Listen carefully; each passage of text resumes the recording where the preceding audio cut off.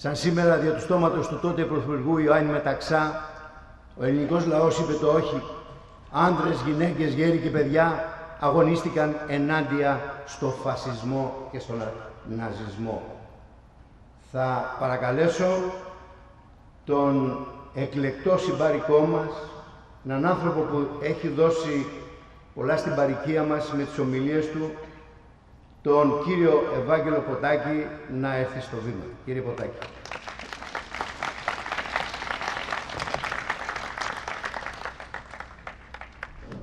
Πρώτα να αριώσουμε να φαινόμαστε πολλοί.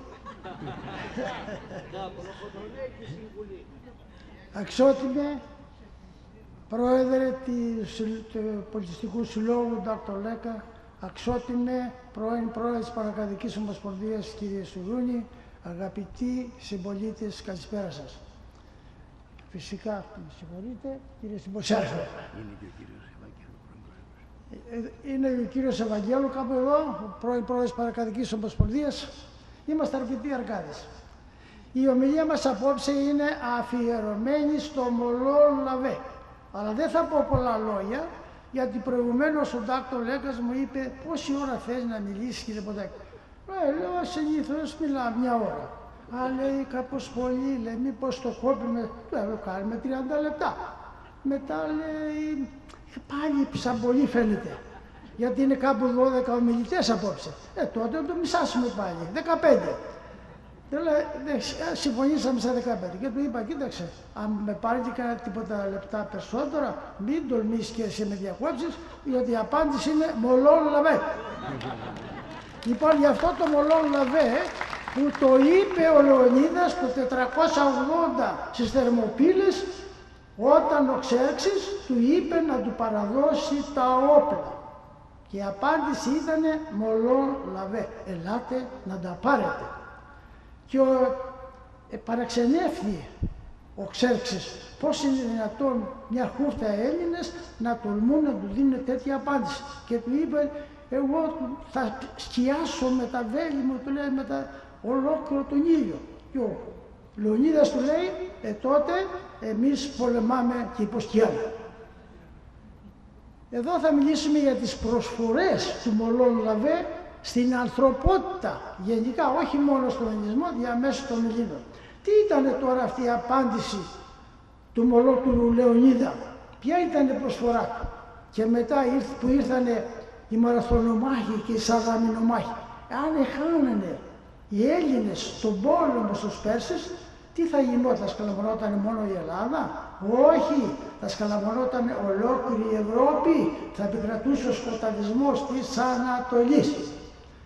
Και άλλο πράγμα, ένα άλλο θέμα σοβαρό που το ξεχνούμε εμείς, είναι εάν, παραλαμβάνω, επικρατούσαν οι Πέρσες, δεν θα υπήρχε Μέγας Αλέξανδρος για να πάρει αυτό το λαμπρό πολιτισμό, τις τέχνες, τις επιστήμες και τις ανθρώπινες αξίες. Και πάρα απ' όλα τι πήρε ο Μέγας Αλέξανδρος? Πήρε τον ένα Θεό του Σοκράτη και αυτό το όν του Πλάτωνα. Γιατί, να σταθούμε λίγο εδώ, γιατί δικάσαν τον Σοκράτη? Κατηγορία του ήτανε και να δαιμόνια εισάγεις και τους νέους διαφύρεις. Γιατί ο Σοκράτης έλεγε στους νέους, ένας είναι ο δημιουργός του σύμπαντος. Μην κοιτάτε αυτή η πολυθεΐα που έχουμε εμείς εδώ. Είναι δημιουργήματα της ανθρώπινης αδυναμίας. Γιατί δεν γνωρίζουμε το κτίστη και θεοποιούμε την κτήση. Και γυρνάμε τώρα και έτσι μάλιστα αυτό το ελληνικό πνεύμα με τον ένα Θεό του Σοκράτη και αυτό το όν του Πλάτωνα, έχετε το όν του Πλάτωνα που έλεγε, τι ήταν αυτό τώρα? Ήταν ο ίδιος ο λόγος του Θεού, ο Θεάνθρωπος ο Χριστός. Και σε ένα σημείο ο Πλάτωνας τι είπε? Περιμένουμε αυτό το όν να κατέβει στη γη για να βάλει τάξη στην ανθρωπότητα. Και έτσι ο Μέγας Αλέξανδρος έγινε ο πραγματικός, ο πρόδρομος του Χριστού, του Θεανθρώπου, να κατέβει στη γη, να χτίσει την εκκλησία του και να σώσει την ανθρωπότητα από το προπατορικό μάρτυρα. Και τώρα ερχόμαστε και στην ίδια φωνή το ίδιο Μολόν Λαβέ στη βασιλεύουσα του Παλαιολόγου. Τη ίδια φωνή στο Ζάλογο, στο Κούγι, στο Αρκάδι, στο Μεσολόγγι. Αυτό το αθάνατο Μεσολόγγι που μέσα από εκεί, από τις φλόγες του, η ελευθεριά ένιωσε την πιο μεγάλη της δόξα. Τι είπαν αλήθεια οι Μεσολογγίτες στο Γιουταχή όταν του συζήτησε να παραδώσουν την πόλη? Τα κλειδιά του Μεσολογγιού είναι κρεμασμένα στις μπούκες των κανονιών, δηλαδή Μολόν Λαβέ λάτραντα πάρει. Και γυρνάμε και στο ηρωικό Μανιάκι, εκεί όπου ο Παπαφλέσσας ξαναζωντάνεψε τις Θερμοπύλες και έγινε ο νέος Λεωνίδας, ή μπορούμε να πούμε ότι Λεωνίδας έγινε Παπαφλέσσας, που αντιστάθηκε ο Παπαφλέσσας στη στρατιά 10.000 τακτικού στρατού του Ιμπραήμ με σύγχρονο πυροβολικό, με ιππικό και οργανωμένο καλά από τυχοδιώκτες Ευρωπαίους αξιωματικούς. Και έκανε 3 επιθέσεις ο Ιμπραήμ, αλλά δεν μπόρεσε. Και στο τέλος, εφόσον ο Παπαφλέσσας τελείωσε, έσωσε όλα αυτά τα ψεματά του που έλεγε να ψυχώσει τα παλικάρια, μη φοβόστε, η νίκη είναι δική μας. Έρχεται ο Πλαπούντας με τον Νικήτα με 2.000 παλικάρια και θα πάρουν τα πλευρά του Ιμπραήμ.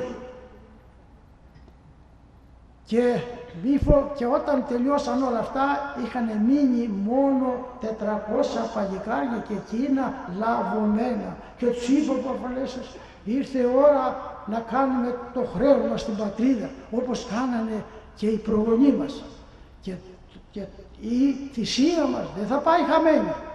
Θα μας ευγνωμονούν οι επερχόμενες γενεές αιωνίως και το αίμα μας θα κυνηγάει τον Ιμπραήμ μέχρι που να φύγει από τα Άγια χώματά μας. Και το κυνήγησε το αίμα του Παπαφλέσσα και του Παλικαρού. Ποιος το κυνήγησε? Ο γέρος του Μοριά με το κλεφτοπόλεμο.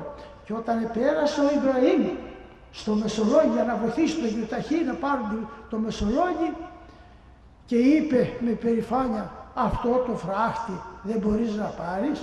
Δεν μπόρεσε να το πάρει το φράχτη. 3 επιθέσεις έκανε και δεν μπόρεσε. Πώς έπεσε αλήθεια το Μεσολόγγι? Το Μεσολόγγι είχε 2 εχθρούς. Πρώτα την πείνα. Δεν είχαν ψωμί να φάνε.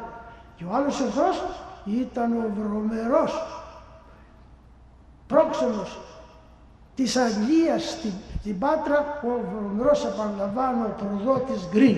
Και πρόδεινε όλα τι συμβαίνει μέσα στην πόλη. Και πρόδωσε και αυτή την έξοδο.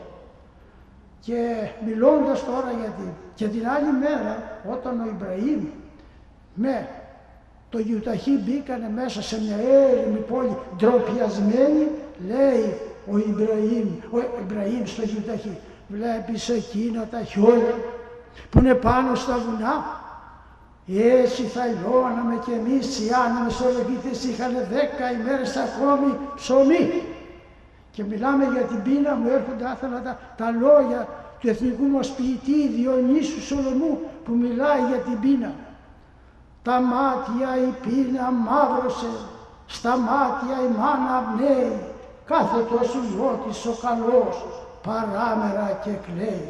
Έρμο του φέκει σκοτεινό, τι σεβαστό στο χέρι, αφού κι εσύ μου έγινες βαρύ και αγαρινός το ξέρει.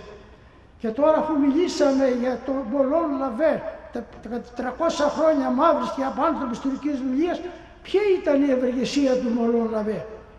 Το Μολόν Λαβέ γέννησε τους Βαλκανικούς πολέμους του 12 και 13 και έγινε αιτία να διώξουν τον βρωμερό Σουλτάνο που είχε σκλαβώσει τα Βαλκάνια και την Ευρώπη για 500 ολόκληρα χρόνια.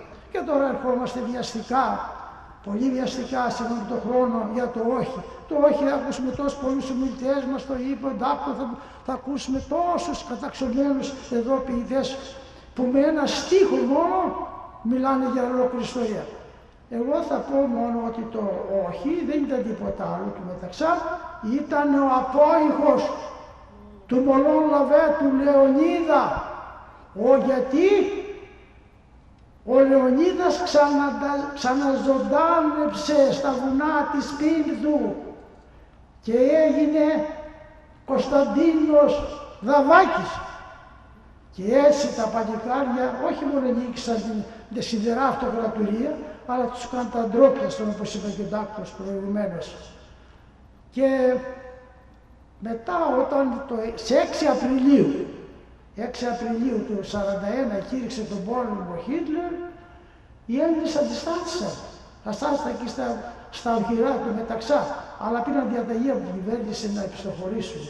Και μετά στην Κρήτη που έχασανε τόσους αλεξιωτιστές, οι Γερμανοί από την παλικαριά των κριτικών του απλού, του άμαχου πληθυσμού, εχάλασαν τα σχέδια του Χίτλερ, όπως είπε και ο Ντάκτορ, και έτσι καθυστέρησε να επιτεθεί στη Ρωσία, και εκεί στις παγωμένες πεδιάδες του Στάλινγκραντ έγινε ο τάφος τελευταίας στρατιάς του Χίτλερ και έχασαν τον πόλεμο. Έχασαν τον πόλεμο από τους Έλληνες. Το τι είπαν οι άλλοι, τα ξέρετε, δεν χρειάζεται να παραλαμβάνουμε. Θα ήθελα να τελειώσω μόνο με ένα ιστορικό γεγονός που είναι βγαλμένο από το επιτελείο Στρατού, γεγονός και γεμάτο πατριωτισμό και συγκίνηση, που τα λέει όλα γιατί μεγαλούρισαν οι Έλληνες το 40. Ο Ερυθρός Σταυρός Ελλάδος έκανε έρανο για να μας συγκεντρώσει αίμα, γιατί δεν είχαν στο μέτωπο αρκετό αίμα. Και εκεί που μαζεύτηκαν όλοι νέοι για να δώσουν αίμα, σε ένα από τα μέρη ήταν, λέει, στη σειρά και ένας γέρος και παραξενεύσαν. Τι θέλει αυτός ο γέρος εδώ? Και όταν έφτασε στη σειρά, του λέει ο γιατρός, εσύ γέρο, τι θέλεις εδώ? Εδώ είναι για τους νέους.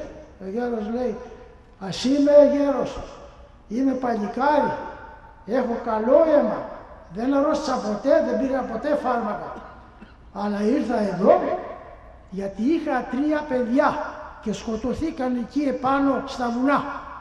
Και τα 2 από αυτά επέθανα από αιμορραγία, γιατί δεν είχαν να σου δώσουν αίμα. Χαλάει, λέει, για την πατρίδα. Και όταν το άκουσα, είπα στη γυναίκα μου, θα πάω κι εγώ να δώσω αίμα, γιατί υπάρχουν και άλλοι πατεράδες και άλλες μανάδες που έχουν παλικάρια εκεί πάνω, γι' αυτό ήρθε.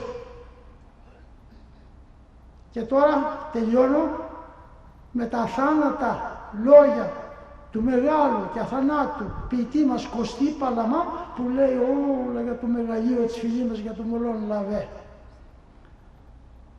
Η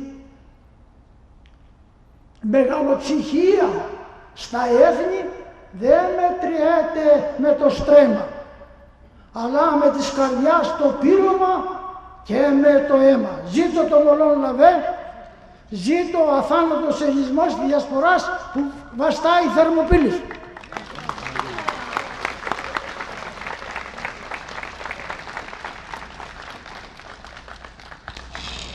Πολύ επίκαιρη η σύνδεση του παρελθόντος, του παρόντος και του μέλλοντος, για να δώσουμε απάντηση σε αυτούς που λένε ότι οι Έλληνες δεν είναι αυτοί που είναι, αλλά είναι κάτι άλλο. Σε ευχαριστούμε, κύριε Ποτάκη, για την ωραία σου παρουσία και πραγματικά το θαύμα των Θερμοπυλών, του Μαραθώνα, των Πλατεών, της Σαλαμίνας επαναλαμβάνεται το 1940.